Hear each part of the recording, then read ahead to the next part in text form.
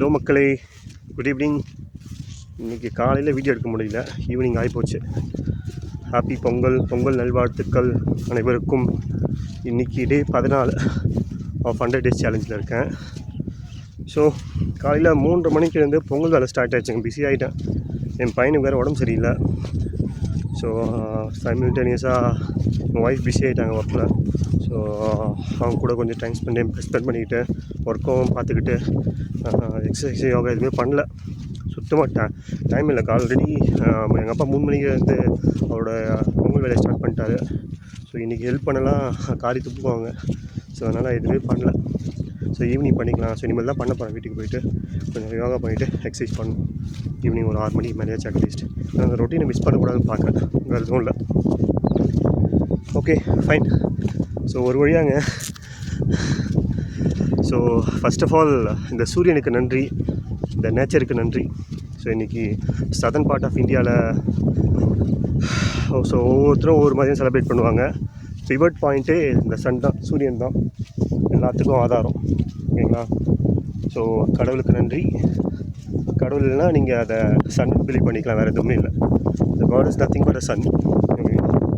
So ஒரு வழியாக இந்த புக் முடிச்சிட்டாங்க. தெரியாது இப்போது. ஸோ ஒரு வழியாக so the top 5 regrets of time. ஓகேங்களா? ரொம்ப ஹாப்பியாக இருக்குது. ஸோ இது 1 மாதம் படிச்சுட்ருக்கேன் இந்த புக்கு. ஆக்சுவலாக 1 மாதம் படிச்சுட்ருக்கேன்.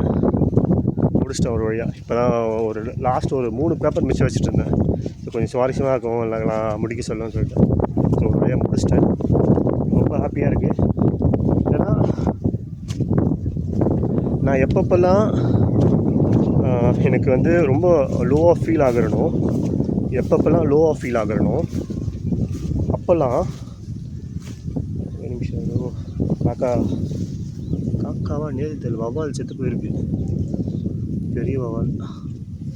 ஓகே, இங்கே வாங்க. ஸோ எப்பப்பெல்லாம் லோவாக ஃபீல் ஆகிறேன்னு வச்சிங்களேன், இந்த புக்கை எடுத்து கொஞ்ச நேரம் படிப்பேன்.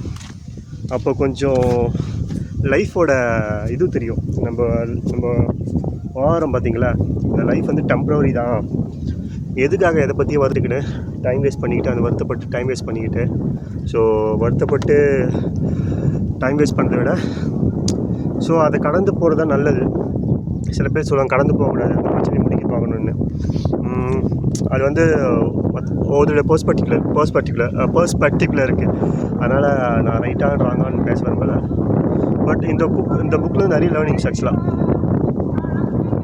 இந்த புக்கில் என்ன கற்றுக்கிட்டேன்னா, நான் என்னோடய 60 வயசுலையோ 70 வயசுலையோ எனக்குன்னு ஒரு சின்ன வீடு கட்டிக்கணும். கண்டிப்பாக ஒரு சின்ன ரூமு. ஏன்னா யாரும் டிபெண்ட் பண்ணிக்க இருக்கக்கூடாது. பிள்ளையாக இருந்தாலும் பொண்ணாக இருந்தாலும் சரி, அவங்க ஒரு லைஃப்பில் பிஸியாக இருப்பாங்க. அவங்கள போய் டிஸ்டர்ப் பண்ணுறது, அவங்க வீட்டுக்குள்ளே நம்ம ஸ்மெல் வரும், நம்ம யூரின் போகிற ஸ்மெல், நம்ம டாய்லெட் போகிற ஸ்மெல் வரும். சில பேர் அதை பேர் பண்ண முடியாது, ஏன்னா அந்த ஏஜ் அவங்களுக்கு. ஸோ தனியாக ஒரு வீடு கட்டிக்கணும்னு பார்க்குறேன் நம்மளோட கடைசி காலத்தில். அங்கேயே ஸோ இந்த நாட்டில் ஏன் வருதுன்னா, இந்த புக்கு படிச்சல் தான் வருது உண்மையாக.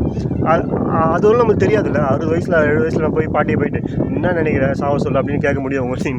கேட்க முடியாதுல்ல. ஏன்னா ஒரு புக்கை படிக்கும் போது தான் தெரியும். ஸோ ஒவ்வொருத்தருக்கு இவ்வளோ வருத்தங்கள் இருக்குது அவங்க சாகும் தருவாயில். ஸோ ஆக்சுவலாக இந்த ஆத்தர் வந்து ப்ரௌனி வேரி. அவங்க வந்து படித்து நர்ஸ் ஆகலை, ஆக்சிடெண்ட்டில் நர்ஸ் ஆனாங்க.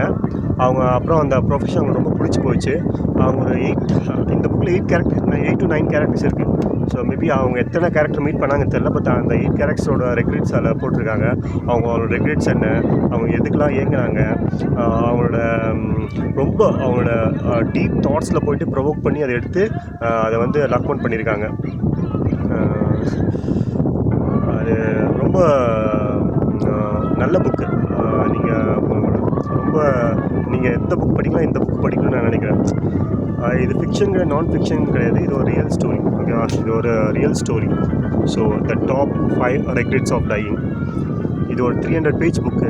அதெல்லாம் புக்கு படிக்கணும்னு நான் என் வாழ்க்கையில் நினச்சதே இல்லை. ஆனால் இது ஒரு 300 பக்கம் கொண்ட இது ஒரு புக்கு. அது ஆனால் அதை படித்து முடிச்சிட்டேன். சூரியனை காமிக்கலாமா? Okay fine. ஸோ படித்து முடிச்சிட்டேன். ஸோ எதுவும் சொல்கிறதுக்கு இல்லை. இந்த புக்கோட ரிவ்யூ வந்து நாளைக்கு போஸ்ட் பண்ணுறேன்.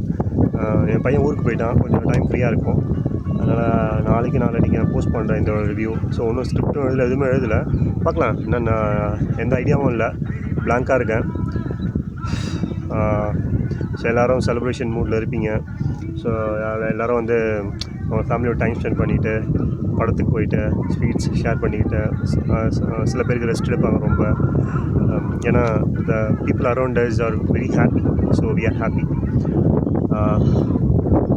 புதுசாக குக்கு வருதுங்க, கருப்பு கலரில் இருக்குது, ஓடுது.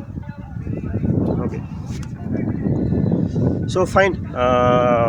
ரொம்ப தேங்க்யூ ஸோ மச்.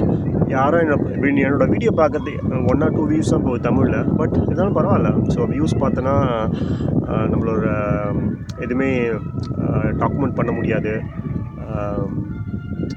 பரவாயில்ல, நான் உயிரோடு இருந்தேன்னா என் பேர பசங்களுக்காக என்னோடய இது லைஃப்பை ஜேர்னல் பண்ணுறேன். அப்படி இல்லைனா ஃப்யூச்சர் பீப்புள் என்னோடய வீடியோ பார்த்து மேபி இன்ஸ்பயர் ஆகலாம். இல்லைனா ஏன்னா ஒரு தாட்ஸ், ஏன்னா ஒரு நம்பிக்கை கிடைக்கும் என்னோடய வீடியோ பார்த்து. ஸோ அதுக்காக தான் வீடியோலாம் போடுறது. More than money generation not at all possible for now. ஏன்னா எனக்கு கண்டென்ட் பிரச்சனையே இல்லை. ஏன்னா நிறைய புக்ஸை படிக்கிறேன், சூப்பர் தாட்ஸ் வருது, அதை நான் ஷேர் பண்ணுறேன் ரேண்டமாக. ஃபைன், தேங்க்யூ ஸோ மச், பாய்.